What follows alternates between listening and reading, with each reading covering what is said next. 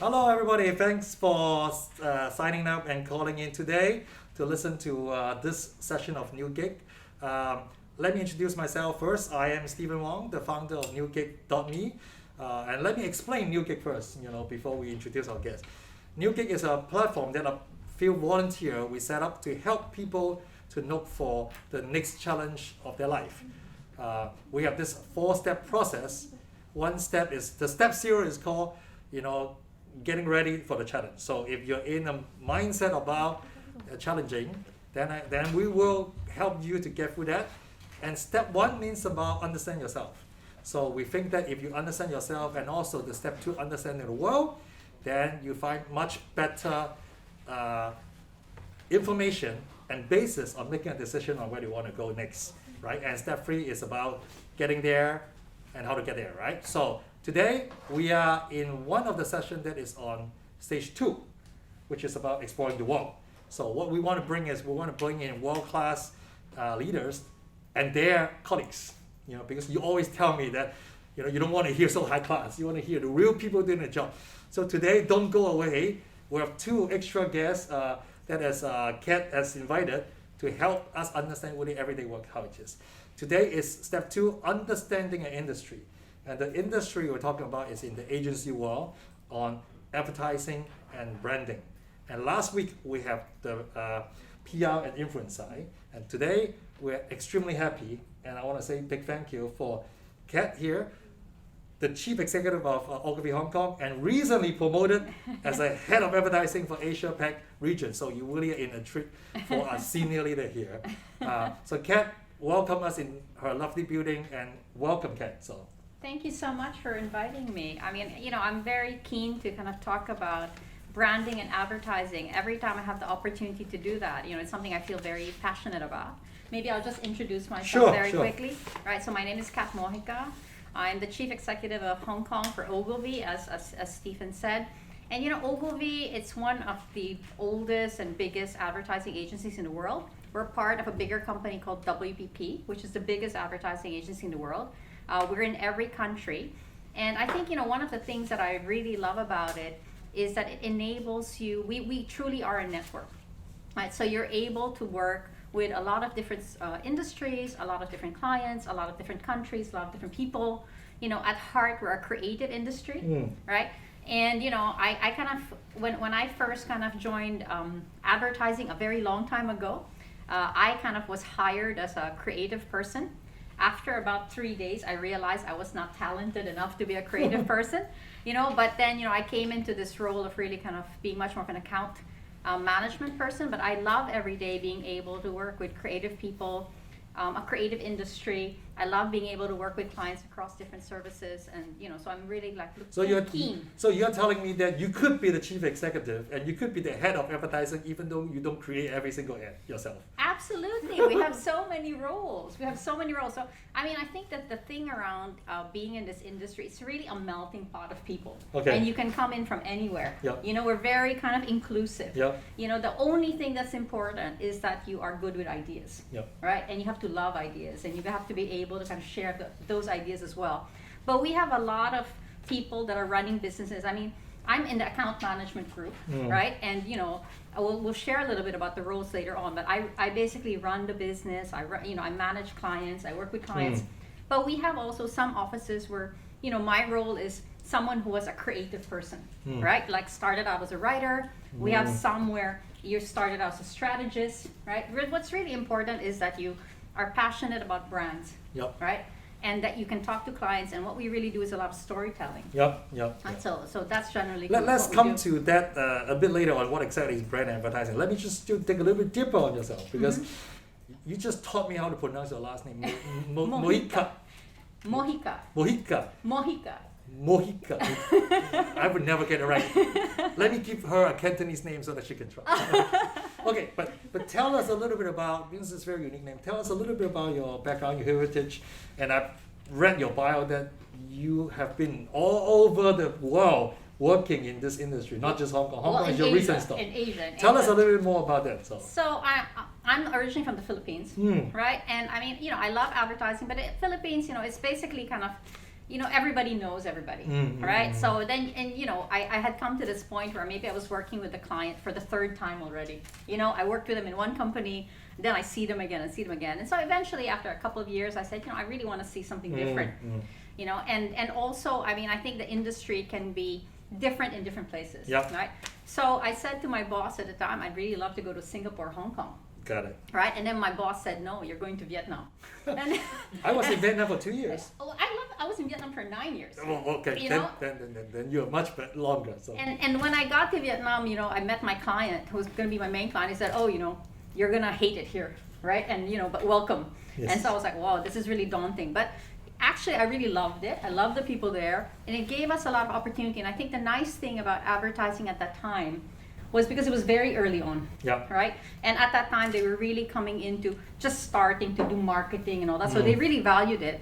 And I think what you felt is that the work that you do really impacted culture. Like we would do something for, let's say, Kotex, right? And then it would show kind of Vietnamese girls in a different way. Are you familiar with Kotex, the brand?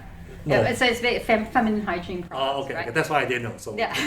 so it shows kind of, it showed kind of Vietnamese girls being a bit more empowered, right? And about 3 years later, a lady came to me at a conference and said, I have to tell you, because I was showing a case study, and she said, I have to tell you, that work really made me brave enough to take on a new role, right? And it really made me brave enough to be there. So I think, in markets like that, where it's emerging and you're building, people are having new values and kind of looking at what's possible, branding and advertising really has an opportunity to shape culture. So I thought that was really interesting. And then after that, my boss said, oh, you've been there too long now. 9 years is quite long. We want you to do something else.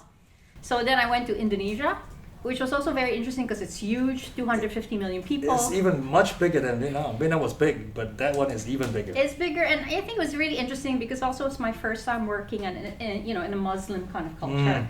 And very progressive Muslim culture, but the culture is very different, and you kind of, even though you would say, oh, they're both in Asia, they're both Southeast Asia, actually very, very different. People are very different. So, that was kind of interesting. And then after that, I said, what's next?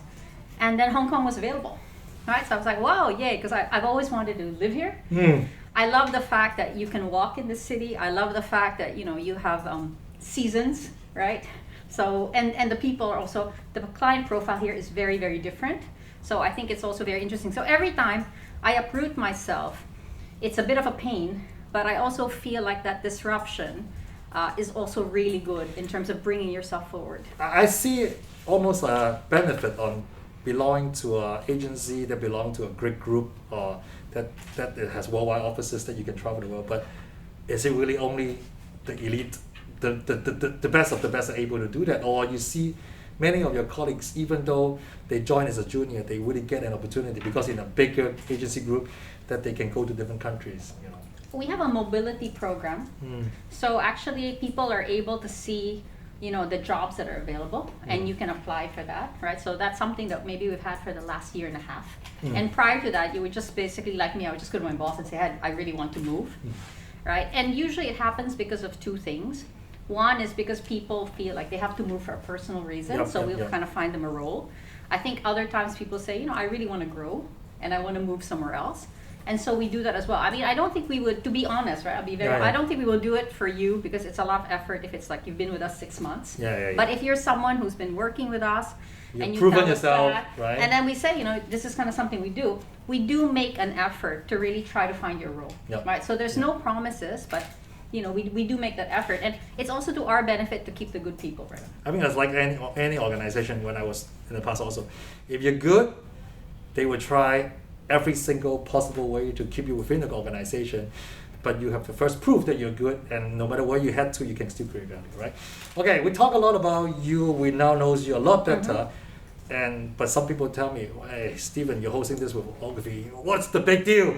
You say this is great. The head of advertising in APAC on Ogilvy, WPP. I actually have no clue. Tell us a little bit more about the company. So we're a creative industry, and we're in the services industry, right? So what we do is we work with a lot of different kinds of clients across different kind of services, and our kind of main we do a lot of specific services, but our main thing is really how to build a brand. So we believe that a brand and a product is two different things, right?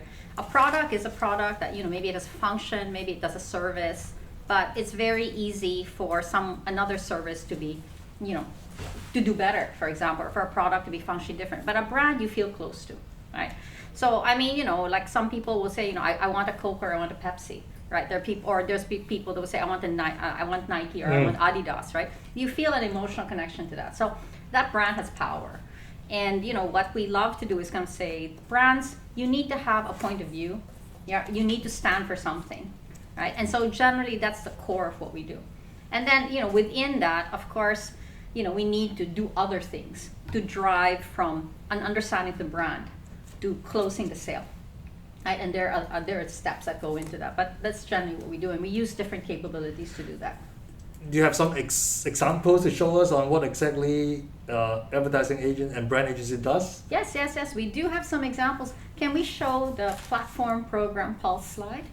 So generally what we do is we make brands matter across every interaction and time dimension. So we try to orchestrate the experience of the brand. Yep. So on the top level, we feel that, we call it platform, and different agencies use different terminologies, but generally the same. So what does the brand stand for, right? On a long-term basis, what do you stand for? What's your point of view in the world, right? And then we also have program work, and program is around really driving a potential product engagement, or let's say, you want to do a member acquisition campaign, kind of how do you achieve business results this quarter?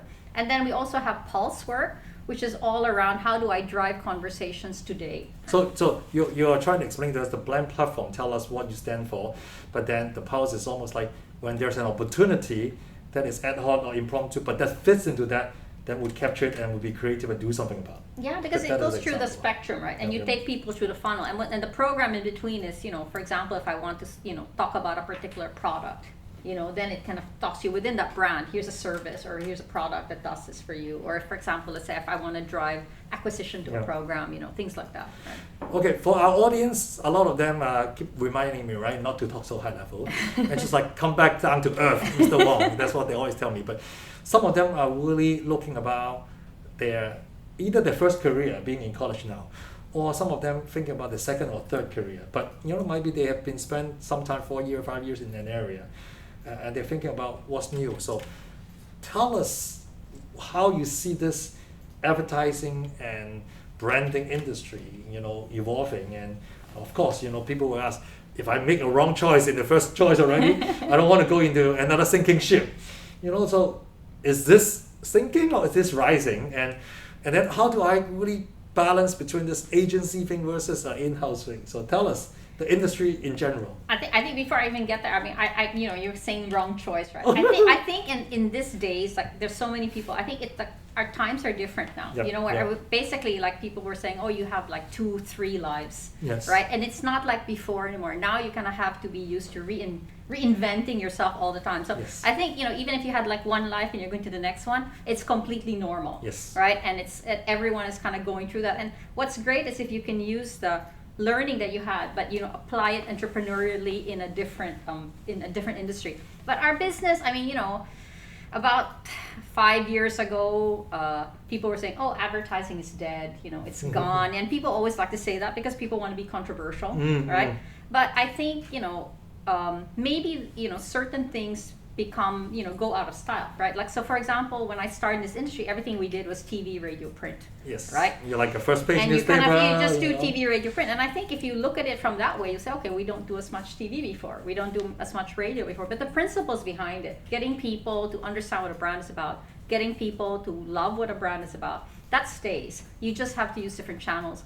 And I think our industry has been through a lot of opportunity, but also a lot of disruption for the last few years because of this proliferation of digital channels, right? Because, it's much easier to plan a big idea when you see a film. Yeah.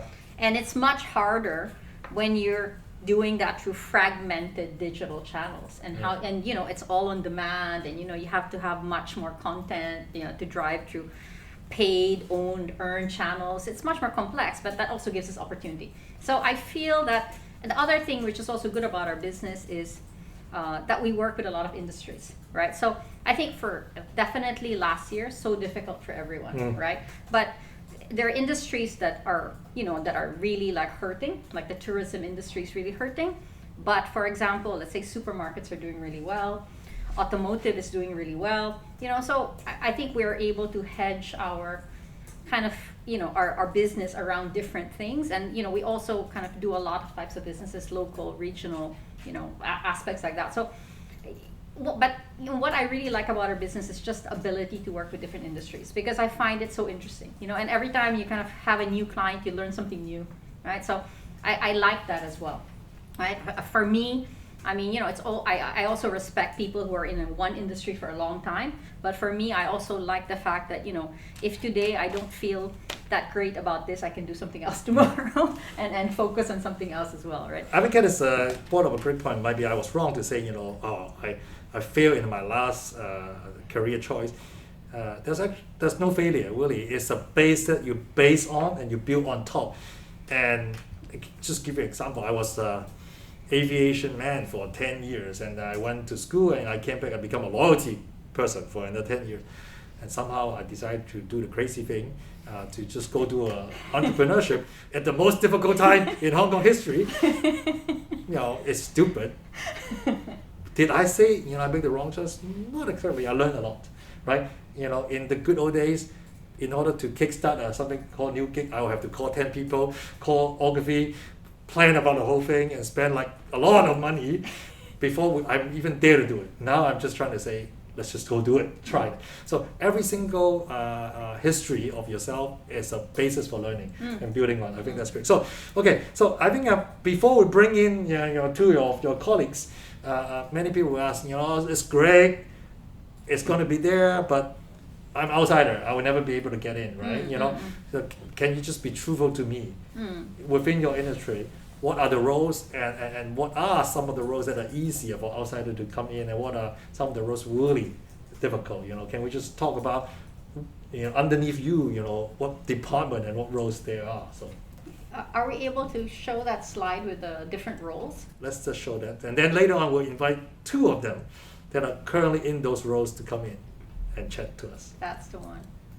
So I thought it would be kind of easier to just kind of show like these different roles. Yeah.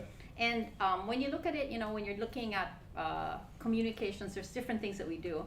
So different agencies split them in different ways. So I run the red portion, which is advertising, brand, and content. Okay. Right. Clara, who you met, does public relations. Yes. We also have a team that does experience. So experience does much more digital, one-to-one, platform work, more tech-driven, that would be them. And then we also have a specialist business on health, because we feel health is a very specialist industry where, you need to do particular communication. And then we also have a growth and innovation team, which is mostly consulting. So then they would be much more business driven, really looking at innovation, not specifically just at communications, right? And then within that, there are also different roles, right? So my background is I'm an account manager. You're gonna meet someone soon who's gonna talk to you about what she does as an account manager. And then there's also creative people. There's also strategy people. We also have social and performance people, right?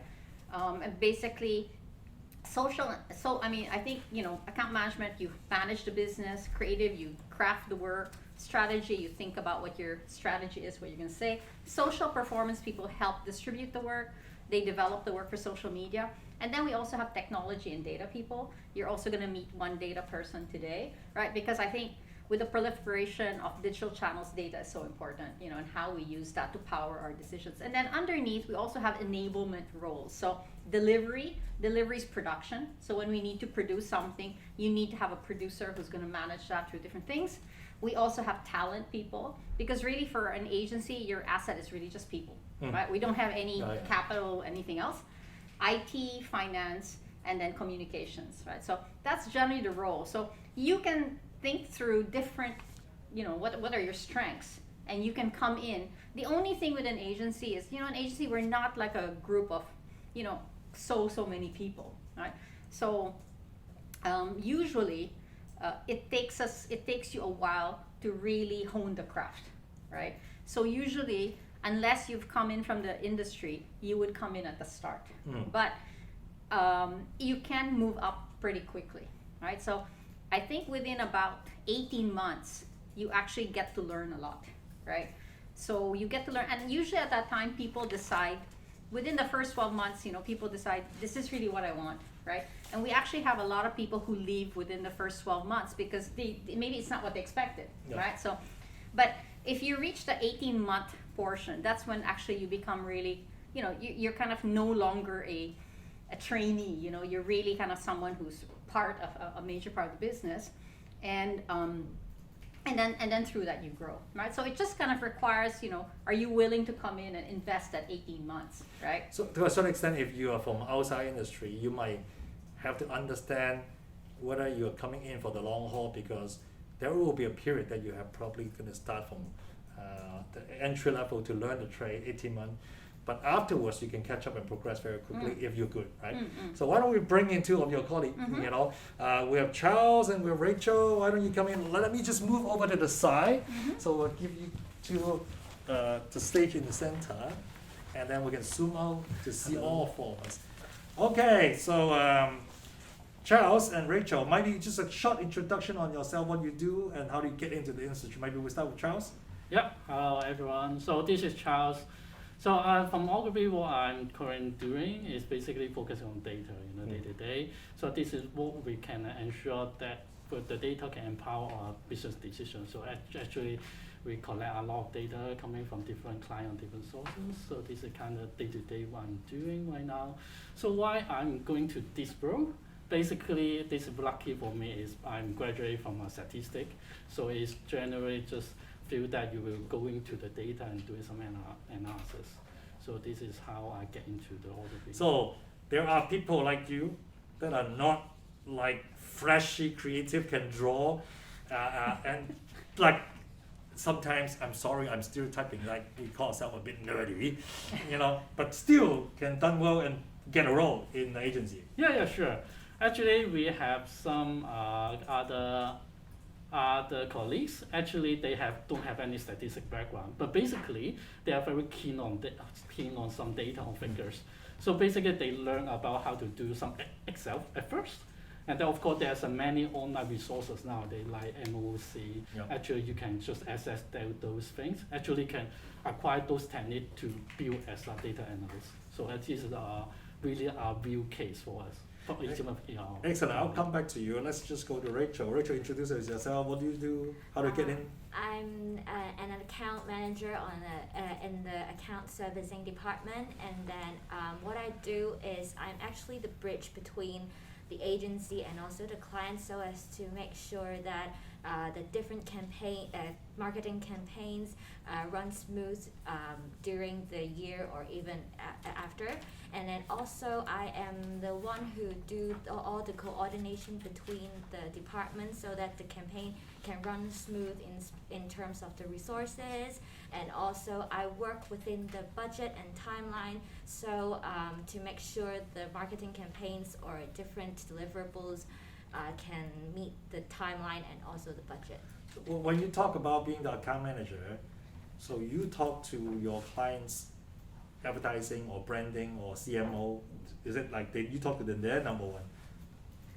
I actually talk to the client. You mean the client, your client side. So you talk to their representative, usually quite senior. Actually, sometimes there are senior people, but sometimes I talk to the working team. On the execution part, right? Because they decide the strategy, then you need to execute all the campaigns and everything. So you're sitting in between your client and your company. Yeah. And usually, it seems like that you're sandwiched in between. Tell me a day in life, like maybe tell us a week in your life. So in general, describe a little bit about a week. What do you do? Are you in and out, and what do you do? Actually, on daily basis, I am the key contact point of client. Like, I take their briefs, and then I understand their briefs, and then understand and digest their briefs, and then I'll debrief the creative team or other teams like the social team or the PR team, different teams, and then we give, after our discussion, we give some professional and also creative solutions to the client so as to tackle their briefs. Like for example, they want to roll out a campaign, how we can deliver the things accordingly. And then also I think the interesting part of my job is sometimes I attend different shootings like TVC shootings or key visual shootings, and sometimes it's like 24 hours, but I think it's worth it because it's always happy to see something roll out in the market. And yeah. That's excellent. So for the audience, if you have any question to all these three guests, type it in the chat. We'll collect it, then you shoot me in my messages, and I will ask them on behalf of you. So let me go to Kat very quickly, because she is in the same division, right, as your expertise in account management. So when you hire someone into that field, account management, usually what skill set do you look at? I think we look at the skill set for now, Okay. and then we also look at the skill set for future, right? So I think as you progress, so I think one of the key things is, first, the most important to me, do you like what we do, right? So you have to like creative work, right? So if you kind of have a passion for that, I think it's good, right? Secondly, are you good at project management, right? Are you organized? We always kind of used to tease amongst ourselves, if you're the kind of person who likes to go to a stationery store or a drugstore, you're going to be a good account manager. For some Okay. reason, if you like that, it's a good indication. And then, are you good with people? Are you good with clients, right? And it doesn't mean that you have to be an extrovert person. Like me, I'm a natural introvert, but you just kind of create it over time. But what has to be is more that, can you build the trust from people? Can you read people quite well? Are you kind of calm under pressure, right? Because you're in a service industry, right? So you need to be calm under pressure. And then I think the other thing that we think about is, do you have the capability to grow within the industry, right? Because we don't want you to just kind of stay there forever. We also want you to be able to progress. And as you grow, you start from project management, but then you'll become a strategic partner, right? So the thought through it is, are you someone who is able to understand ideas, understand concepts, right? And also, are you someone who is able to kind of really give innovative ideas as to how to grow your brand? And are you also someone I also kind of look, are you just someone that we would like to invite for dinner? Are you, if you have a party, would you be fun to have around? Because I think the culture, how you work with people, part of the team, that's also important, right? So I think some of those things are what I look I at. think I pick up one key point is, you don't have to be an extrovert to be in account management, because that's my own myth. If you're not outgoing, how can you serve client? But as we learn when we grow up, I teach a lot of empathy. Sometimes people like me, the extrovert, talks non-stop and we don't listen. And sometimes an introvert might be a better client person because you really listen.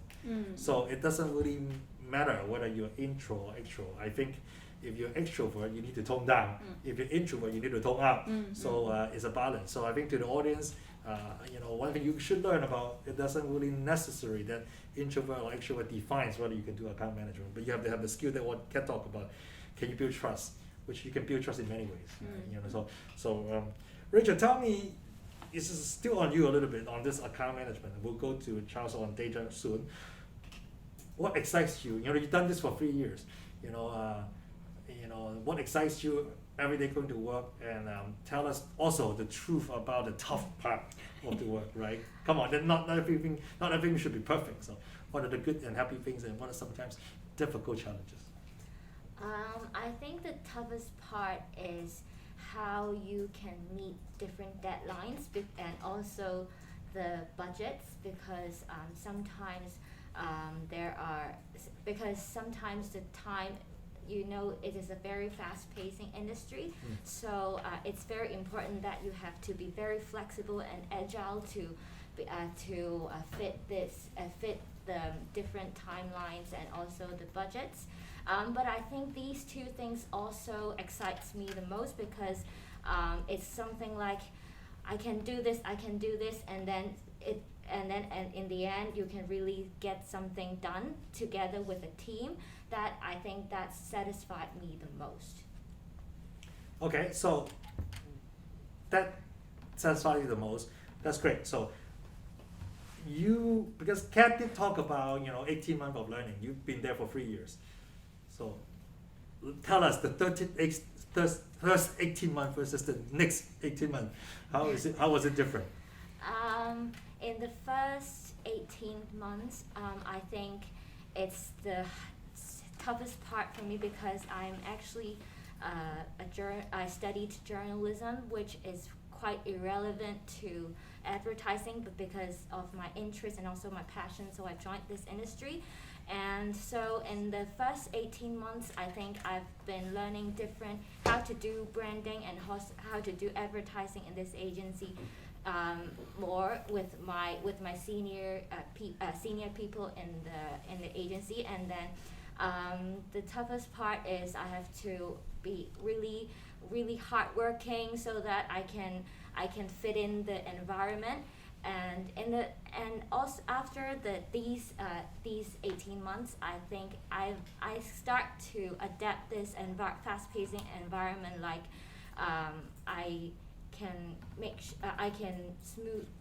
learned how to smoothen everything with my communication skills because it's very important in this agency to communicate with everyone. So with the communication, I think things can be done together and also smoothly. Okay, Yeah. great. I will come back to you later to ask you this question about what is the one best kept secret about working in an agency. It's a tough question, so you better think about it. Let's go to Charles. Charles, talk about a week in life for you. Usually, what are the things that happening? What do you do? Yeah, basically for a data person, you have to most of the time you're just in front of the computer, just typing all these different coding that's according to basically help to find some insights. I think from day to day, like weekly, actually majority of the time you are doing some coding, and certain of the time I'm trying to present to the client actually what is the data bring to you, actually what kind of insight you can find from the data. So basically this is the kind of weekly level we are working. Yeah. Okay, so we probably have to speak up a little bit because I think some of the audience say that it's not loud enough, but it's fine. So if I am sensitive to numbers, Yeah. And how do I join the advertising side of data? Actually, for advertising data, and then you could at least you can try to learn more, play around more data, because at the certain scenario you're trying some small data Excel. If you encounter, you imagine you have 100 columns and thousands of fields. Actually, how you handle it. So you can play around and do some exercise. You can learn from online. Then you can play around. You are confident in playing that. And so basic Excel skill is the base, right? Yeah, the basic. Don't even think if you first need to master that, and then we have these all other statistic models, which is more complicated. But basic Excel skill is important. Yeah. And give us one or two examples on what exactly you analyze, right? Like just in Cantonese we say log data. What exactly you analyze? Yeah. Like what? What is the task given you? Check on this for us. What usually is the ask? Yeah, actually, there's many things hidden in the data. Mm. But so what from us to handle? Actually, like the online, the digital thing. Actually, we have many cookies or many digital footprints. So this is coming from online. So like on the some offline, actually different industry have different kind of data. But if you're focusing some retail clients, actually when you're going to a store, every transaction you have made actually is being recorded. Or how many things you are being recorded. Actually, from all this data, you can giving us, we can find out that what is the pattern of the customer keeping spending. Actually, so you can somehow you can see our customer can be 90 days to coming back. Actually, we can find out whether there are some promotion or there are some driving force where to retain to coming back. That sort of things. Okay, tell us a little bit in the good old days, I think there are some data analysts, but not so much, right? Is it increasingly more important because it's matrix driven, ROI driven? How do you see, for example, Charles area evolving? And are you hiring more people? Why is it more important? I think, because for us it's about brands, right? So at the center of that, you have to understand customers. You have to understand people. And so before, we would look at consumer insights. You'd look at what available information you have. So now, because people are interacting across so many digital channels and everything's being recorded, there's ways for you also to understand what people need or what people want. So, for example, in Charles' example, we would say, even if you shop in the same brand, there are different types of shoppers, right? There are people, let's say, they only shop for their husbands, but they don't shop for themselves. Then there are some people that only come and shop when it's sale. And then there are kind of, you'll kind of find a lot of segments. There's opportunities for you to then kind of say, okay, these are what our people want. How can we drive our offers? How can we drive our, kind of what we're offering to be more in line with their needs, right? So it's all about kind of consumer understanding.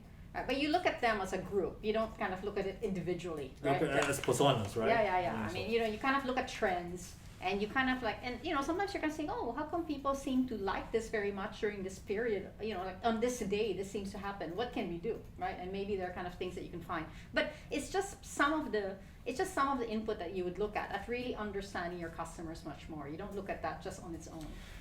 And do you, as a big advertising and brand agency, is it all on demand when your clients say, my persona is this, so you go research for me? Or because you're so big, you already consistently having a research team, a data team that look at all these and look at insight, and when it's called upon certain persona, you draw that insight and you help your client. So how does it work?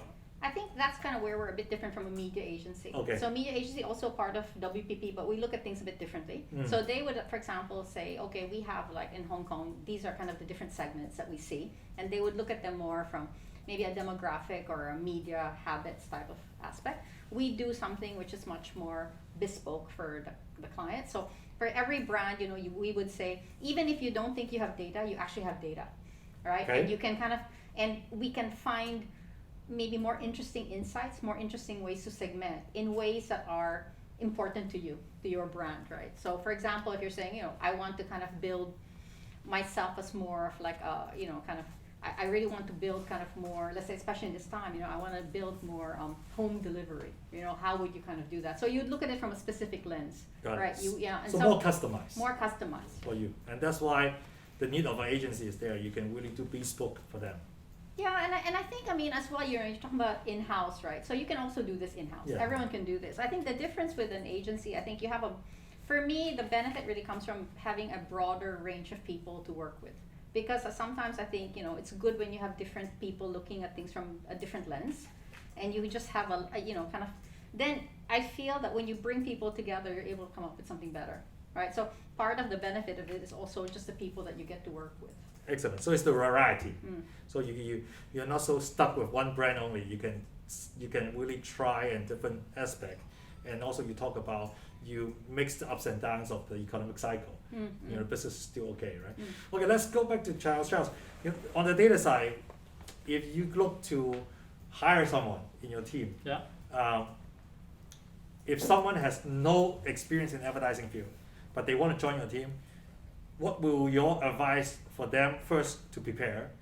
And second, what type of quality are you looking for? I guess basically like what I said, at least basic Excel skills is very important. Okay. So I can handle it. And the second point is you have to be detail minded. Like if you have to data sensitive. Like if you kind of have some figure like telling you 10%, actually what 10% meaning to you? You have some sort of kind of common sense, and there's some business sense, and then you can try to compare, this is 10% meaning to you. So I think I will hire a person have a very common basic sense. They can tell the story, because as a brand here, actually we need to let the data tell the story. So it's not just about, I see this data, the number one user, they buy the most car, but you have to look beyond. Might be some insight, right? Opportunity, I would Opportunity. say. Like you would say, oh, this is kind of statics. Like you would say, oh, maybe you are the top spenders, you spend a lot on buying a car. Actually, what this person told the brand actually was the position for the brand. Actually, we need to bring up beyond than that. If someone is comfortable with number, Yeah. I'm surprised you only tell me that they only need to be good at Excel, because I thought it's more than that, because Excel is quite powerful right now.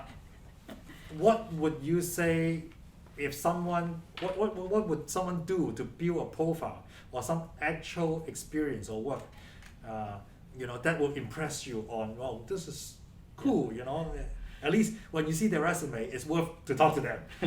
How could someone get some experience outside and try to do what type of work to enhance their chance? Yeah, I would say Excel, of course, is an entry level, although we have many tools to build up the things.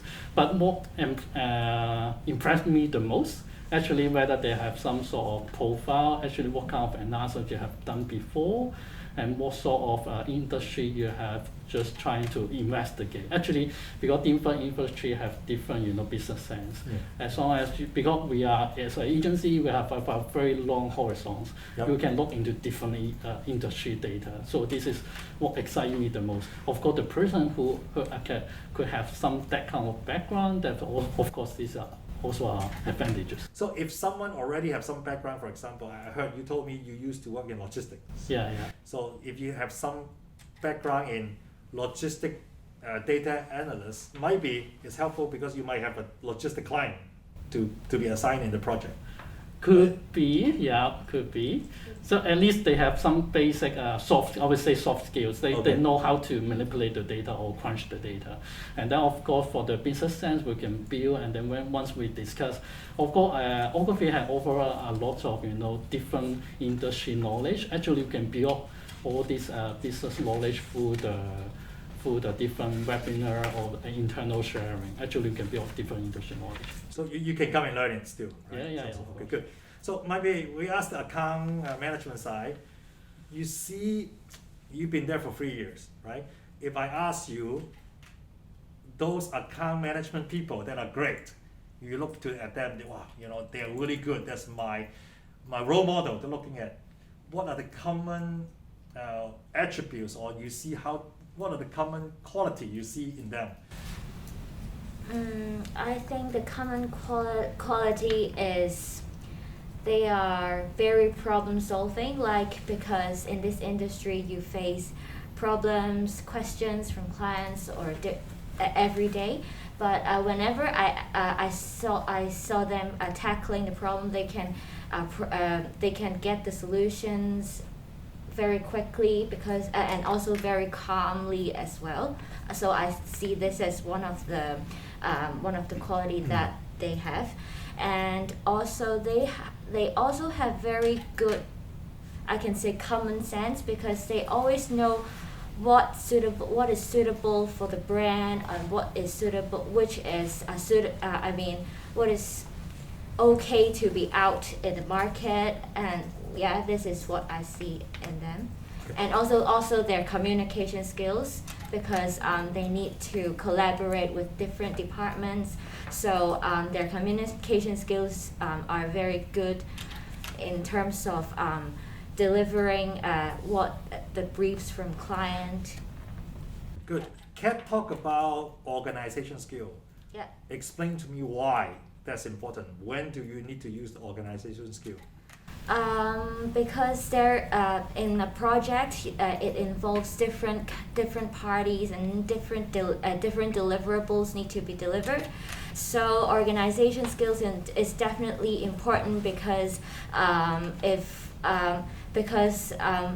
it's easily, if you just didn't have good organization skills, you get things messed up easily, because there are too many deliverables in a day or in a campaign. Okay, good. So, Kat, a lot of our audience are trying to switch field, and if they're interested in this field, what advice will you give to them if they have not have a background in advertising and branding, or either in-house or agency, but they want to try after they listen and say, "Well, quite interesting. What should they do to enhance their employability?" I think there's a couple of things. I mean, one of the key things is there's some roles that are more in demand than others, right? Definitely, let's say in social media, we're always kind of looking for people, and we never kind of in social media, you kind of don't need people with long experience, right? You just kind of need people who know the space, right? So if you're someone who loves social media, you're someone who kind of post a lot, and you follow influencers, and you do that you may kind of think, hey, I have actually a lot of skills that make sense for me to do this as a living. And I just kind of think, you should enjoy what you do, right? So you have to kind of have some passion for that. If you want to be in advertising, I'd say you need to know what is good, right? So you go and kind of look and see, it's all on the internet, what's won, what are people saying about these campaigns, when people are talking about it, why is that? I mean, that basically is there. And we don't hire people all the time, but we are always looking for that entry level, right? So if you're also open to being an intern, right, you can, an intern is not something which is going to be there for 18 months, intern can be a shorter kind of period. But I think it's really interest in the craft, in what we do, the output, and then and generally, I mean, I think a little bit is just also covering all of the base skills, right? But the base skills is you can use that for any industry. So the main thing I really look at is, do you know the kind of work that this industry does? Do you have a passion for what is good? Because, we have to bring something which we can't be exactly like the client, right? You need to kind of love your craft a little bit more in the same way that they also kind of love their craft a bit more. So then you kind of need to say, this is how it works, right? So that's kind of the first thing that we really look for. Let me ask a tough question. I have people telling me, you can talk all day long, but you talk about internship. Yeah, if I'm a college student, I can do internship. I'm 5 years in already. I'm 10 years in. I've been promoting that in Newgig, maybe we can try something called adult internship. Take 3 months off and just go do something about social media, brand, advertising. But, how can they, if they are not really in school right now, try to get that experience? I mean, I think that it's not a lot of people apply for us, to be honest, right? So I think part of it is there, but we're always looking for people that say, we have some brands that cater to mothers, right? So if you're a mother, then you will probably be more knowledgeable in this field than someone who kind of never has been one, right? So, but we just we don't really kind of, it kind of never really kind of starts, right? Nobody really kind of looks for that. But I think we're always open to people from different kinds of fields.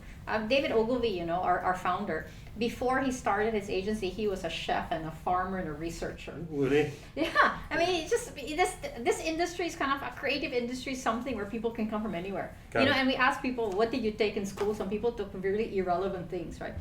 And you kind of end up here, right? You kind of end up here. So I think it just basically is, if you're really, I think that you will kind of be asked about specific things, right? So for an account manager, they'll kind of say, well, how open are you to these aspects? For data person, for social media person, but those roles are a bit more in demand.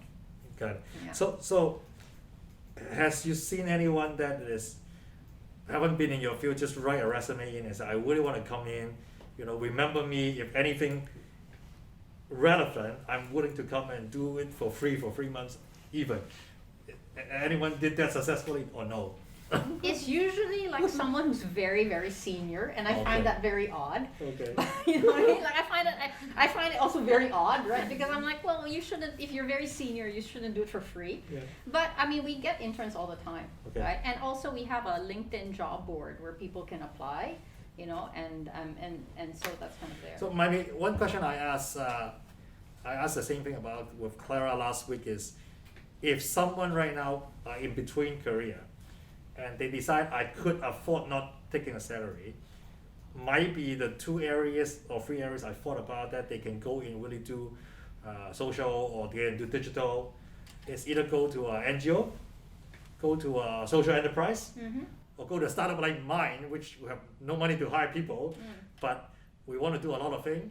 And if you want to come in, even though I don't know whether you can do it, I'll still let you do. because I have no choice. This is either I don't do it or I let you try, right? But is it worth people spending 3 months, 2 months, 1 month and try to get in one of those and really get a taste? Does it help in their resume? Does it help on when they apply? I think it does, because for some of those things, like for us, everyone is kind of working very quickly and we don't have like that many people. You always want people with some base of knowledge. That always gives you like an extra push, right? So for me, like, it would be quite usful, right? And it shows some determination, right? And I mean, and it also kind of, because, for us, when we bring people in, we kind of train you on the job.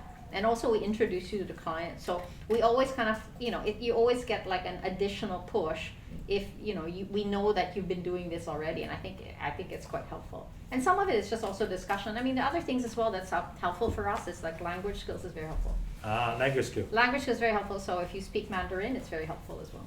Got it. Okay, I'm going to go to the questions and I'm going to ask, and all of you can feel free to comment, right? Mm-hmm. So I have a question right now here said, I have been working in media industry, international TV channel, and would like to look for a new role. Is there any advantage or edge for me to join Ogilvy? It depends on what role you've been doing. It depends on what role that you've been doing. Yeah.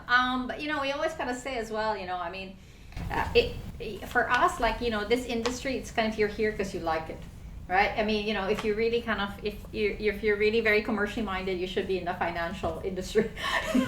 So this is kind of something where, it's kind of, you do it because you love you love what you do and you love being in a creative business. Great. So any supplement for you too? Yeah, I think depends on what role that person is, but I think as long as you are passionate about advertising or branding, I think everyone should take a trial here. Okay, great. It would be great to know like what his role is. Yeah. Okay. Yeah. If you ask the question, you can direct message us and tell us what exactly your role, and we make it a little bit more interactive. So we can come back to you. Any interview tips? If I'm lucky enough to get an interview with any one of you, either an internship or either a permanent job, any tips? Like you have seen candidate that came in and say, "Oh, this is crazy," I just kick them out the door immediately. What are the tips that keep you interested in them and want to learn more? Some of the tips. For the data side first, maybe. Yeah, for the interview, I guess what impressed me is that they have the passion and actually the attitudes. Attitude when they coming in is not only looking at not only looking at the CV, but also when they're talking about some giving you some tasks on some data how you find out some insights. Actually, what is the insight you can find? Actually, you can prepare. When you're reading some news, actually you can try to sum up a bit by yourself. So I guess this is what you could do before, during the interview. Okay. Yeah. Well, account, you see people coming in and interviewing for account executive. What was your suggestion to them?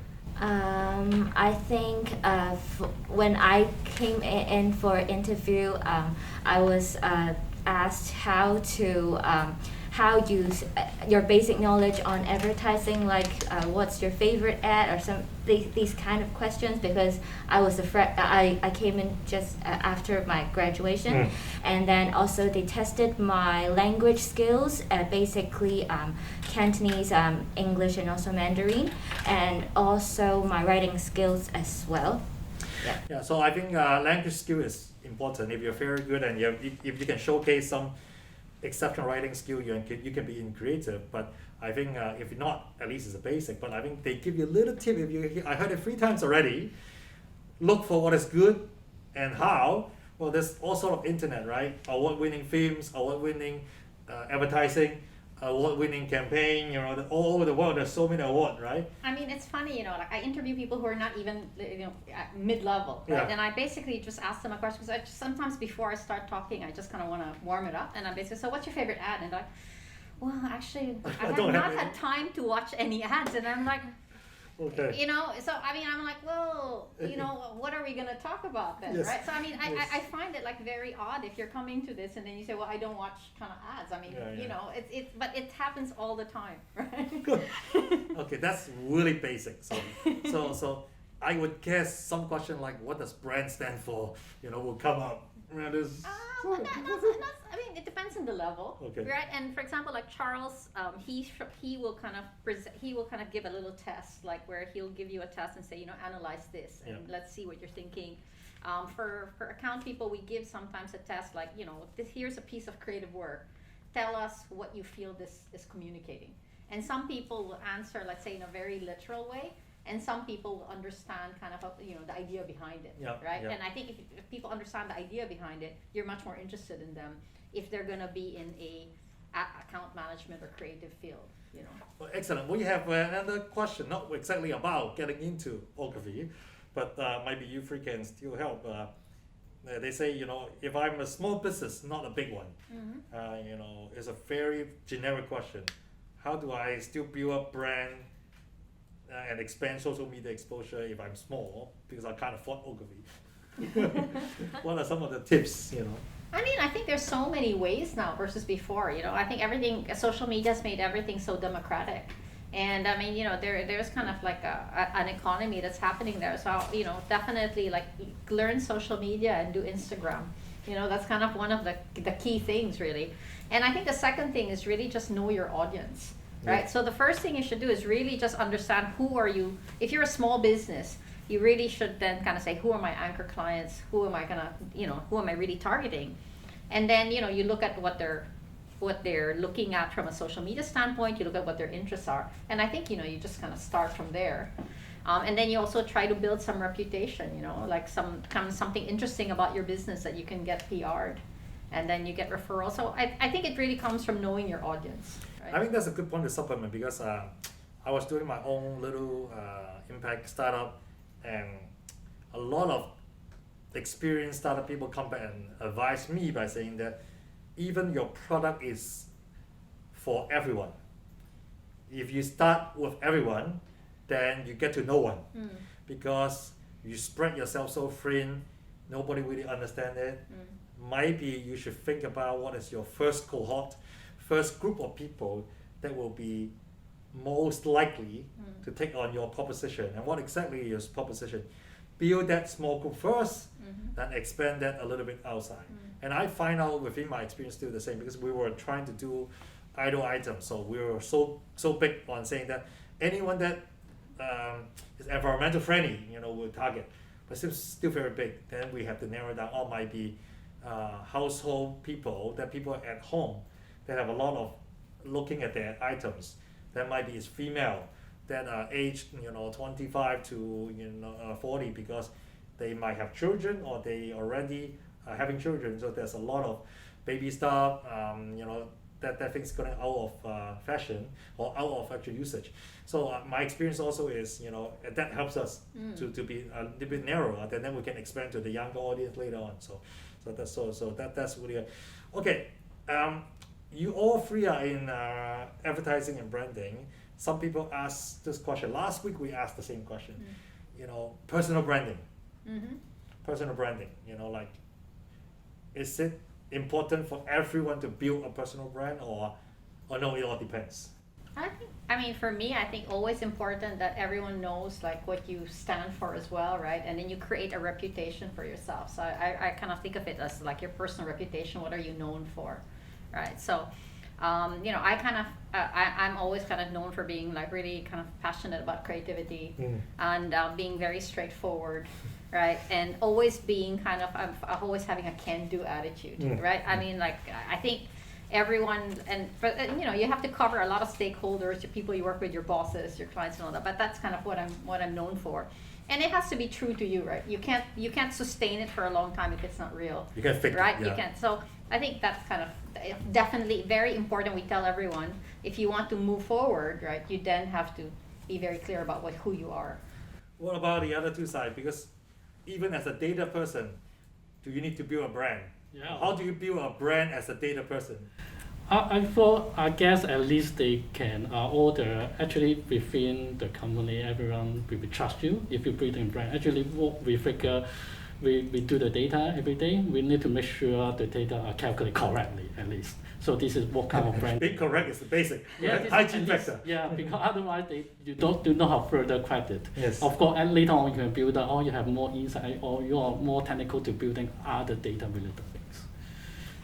So that's on the data side. So personal branding. What's your view? To me, personal branding is important. Like, I think especially for an account servicing person, you have to you definitely need to be a very trustworthy person. So people trust you, and then they listen to you, and also work with you well.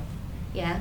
So I think it's definitely important. And I mean, I think for me, like, when I work with Charles, I kind of know I put him somewhere, he'll sort it out, right? Yeah. And then he'll kind of find his own way to do it, right? And I know that if there's an issue, you'll find out before it becomes an issue, right? So for me, that's kind of the personal brand. And for Rachel, even though she's like quite young, right? And there's a big gap, right? I know that I can work with her directly. Yeah. So when you work with her, I know that I don't have to explain so much. I can kind of tell her what it is, and she'll kind of work it out, right? And so then she can kind of manage that. So even like when we work with each other, I think you kind of know, okay, this is someone who's good for this. This is kind of what you can enable this person to do, and then you put them in different roles based on what their strengths are. But I'm picking up something. You both of them say, I know. I tell them, they will get it done. And and you pick them today to come up and talk about it. Is it just you, or in the agency side, the world doesn't exist that in some corporate it's very micromanaged? I tell you, A, B, C, D, E, this is the playbook, do it right. If you do it wrong, I will scold you. Is it just CAT, or is it agency in general that you have to figure out yourself? They were recommended by the people. Actually, I said, like, who do you think would kind of want to come on to this thing? This is I didn't want to force anybody. So Okay. Who's comfortable, and they were recommended by this. But I think for us, because there's so many decisions, Yeah. right? You can't. The part of this business is you need to have people who have the sense to be able to make the right decisions, or at least be able to bring the right people in and manage people, right? Because one weak link, can create so much issue. Yes. Even like a small detail can cause suddenly like a big issue. So I think the most important thing is you need people who can manage things and you can trust. And they don't have to fix everything, right? Yes. You don't have to have all the answers, but you need to be able to raise it if there's an issue early enough, So that's great. So, but Rachel, this account executive thing seems to me that needs some, not just IQ, needs some EQ. And can I say, if you are not very good in taking criticism, or if you're not good in trying to tell someone that you have a different opinion, it's going to be very difficult. If you're uncomfortable with differences, then it's going to be difficult. Is it true or not? I think it's true.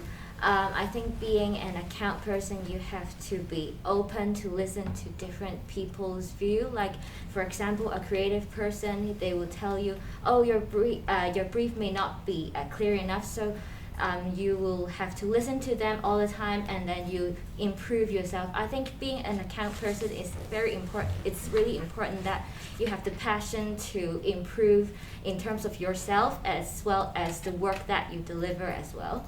So I think it's important.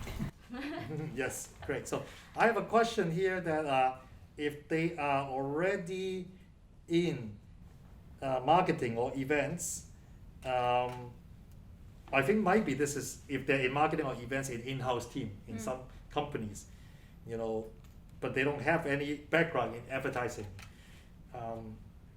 Can they still try to transit from an in-house team that does marketing and event and to agency? Yeah, for sure. Yeah, and I mean our kind of Clara's team tends to do more of the events. They tend to do more of that. Whether it's online events or kind of live events, that tends to be much more in the PR area. Yeah. Okay, great. So remember I asked you the question about, what's the best kept secret, in your industry or in your job. It's the tough one. Then tell us who's ready. It's a tough one.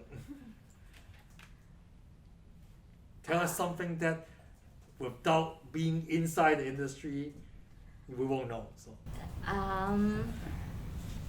There are, I think it happens in every industry. There are people that are hard to communicate with, but I think what's more important is how you are being agile to fit their language, and then you speak in their language and tell them in the way that they want to do it this way. Okay. Yeah. Well, for here is because there are a lot of persons, because we are like she is all are over the world, they're nationals. So everyone is very enjoy here in the office. So sometimes even we are over time, we are still having fun sometimes, I would say. These two are very trained. And like, like Stephen, what is your weakness? Oh, my weakness is I work so hard every day that my parents complain that I work too hard for the company.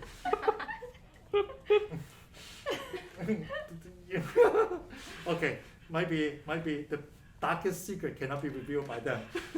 Come on, head of advertising APAC. I'll give two things. One thing is that you have to have long hours, and you have to be really flexible. Yes. Yeah. Right, because it's you're kind of not a lot of things are unplanned. Even if you plan everything, you have to be the kind of person who knows not everything. Things are gonna go unplanned. Yes. Right, so you have to be able to work hard. I think secondly is you have to deal with a lot of kind of weird people, right? Because it's you kind of have a lot of stuff, right? So Yeah. you have to be the kind of person that can deal with lots of different kind of people, because they'll be coming in from everywhere. So some of them will be like clients, and clients are different, right? They also have different culture, Yeah. right? So it's more disruptive than when you're in one culture. When you're one culture, you know what's happening. Here, you basically will work with like 5 different cultures at one time. Yeah, because within the agency, there are cultures within culture, right? First, one segment of culture is nationality and where they grow up. It's because you have multiple nationality.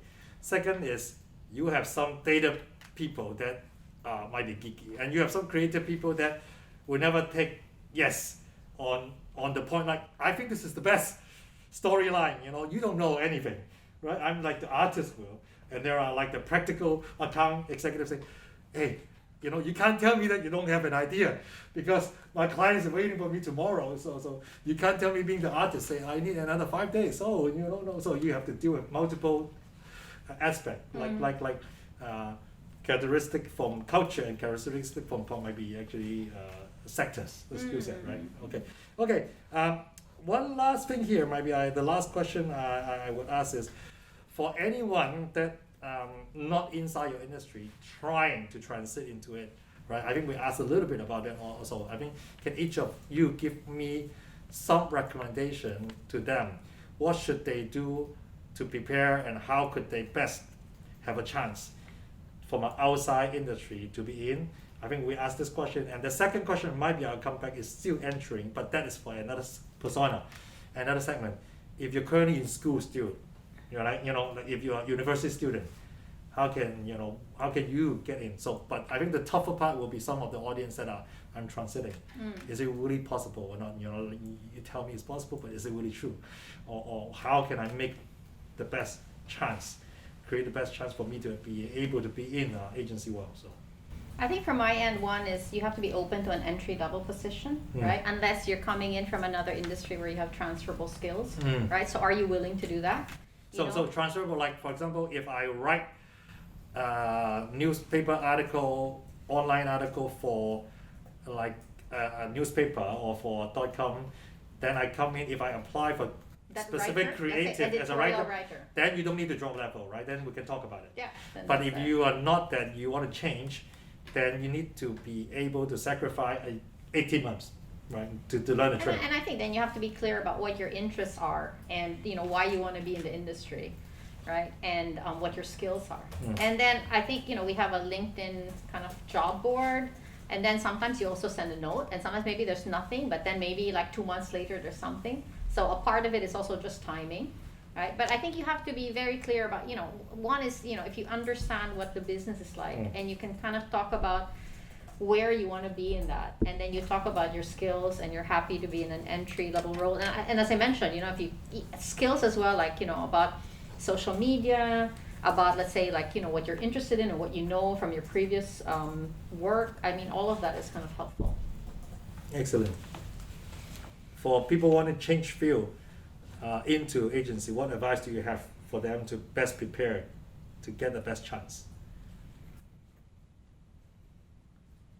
I guess is everyone could just learn more because there's many online resources. Like if you get to the agency digital side, focusing on data, you have to learn, prepare for yourself, equip with yourself. So I guess you can learn, and then you can show that you have the can-do attitude and eager to learn attitude. I think this is the most important to prepare that.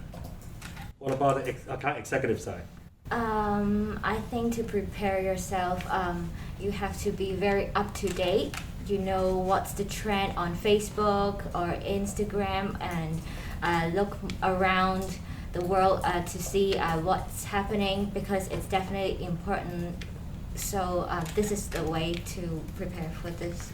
Okay, what about for entry-level job, currently studying, and I just want a fresh grad apply in, how could they be more competitive among their own college students? I say, Go ahead. yeah. I would say from the college you can join like there's some hackathon focus on data. Of course, you can even joining some community talking about data. I guess this is really to can boost up your competitive. Good. So some real life example or on the sector, and some hackathon, some data challenge, right? You join and showcase Exactly. you have done something before. Rachel? I think for fresh graduates, you can look around the LinkedIn, or also the different job hunting websites, and then you can. For me, I apply for many of those, and then I entered this Ogilvy. Yeah, and how to get prepared is just like what I said before, just now. You have to know about the upcoming, and also be up to date as well for different social media or advertisements. So yeah. Good. So from the boss. I think if you're basically new, I think definitely one, we do look at grades. We do look at extracurricular activity, kind of things that you do, and then we also open up internships from time to time, right? So I think those are opportunities that are there, and as I said as well, like being interested in what's happening in the industry is also another way to kind of also. We get letters all the time. Yeah. We're kind of sent in and say, hey, I really would like this. And the more specific the letter is, the more I prefer. Because sometimes I feel like, to what you were saying earlier, you get a letter which they can send to any industry, Yeah. right? And then I'm like, well, you're just kind of sending it to everybody. But if you're very specific about why you're interested in that, it makes you kind of consider it, right? Yeah. Because the person, it looks like they really have thought about it.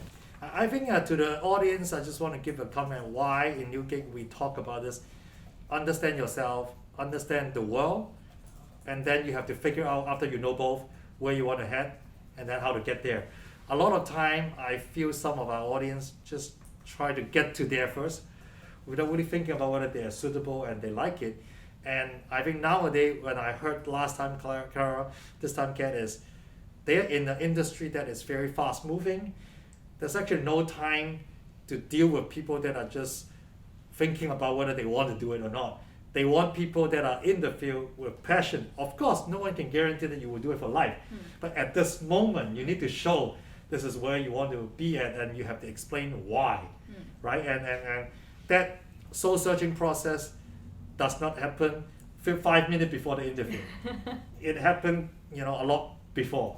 And I think that's my advice to the audience is spend some time to understand yourself, spend some time to understand if you really say you want to get in the industry, why? And you have to answer yourself first before you go to the interview. And if you don't even do the basic homework enough on what is branding, what is advertising, what are good things, good ads that you've looked at, what are good social media campaign you've done, is all over the world, then it shows that you're not passionate about and easy to see, right? Because the world is competitive enough. Okay, so I want to say thank you. It's 7:22. We spent an hour 20 minutes with 3 great guests. Any last minute, any last word and advice to the audience? No, I mean, just thank you for inviting us. It's been lovely to talk about what we do, right? And I hope it was useful for everybody. The worst thing for us is if we made you bored, right? So that's kind of what we really don't want to do. Yeah. And if any one of you have specific problem that you want to shoot us to us, send us an email. I can see what I can help also, right? So now then I will say thank you to all three, to Charles, to Rachel, and to Kat, being able to have your team to support us the whole day. And I want to say thank you to Betsy and Kitty on the side, and our 2 excellent technical person, been helping us for two weeks. So thank you very much, everybody. Yeah. And you can see the sound quality is better now because someone is holding the mic, so he is quite tired after now. So thank you very much, and thanks everybody for listening in. And we will have this edited. And maybe in a week's time, maybe after Chinese New Year, we can post it again. And you have your friends that miss it, can always go to our website, and then we'll put it back on our website, and you can revisit this session. So thank you, and goodbye again. Bye. Bye-bye.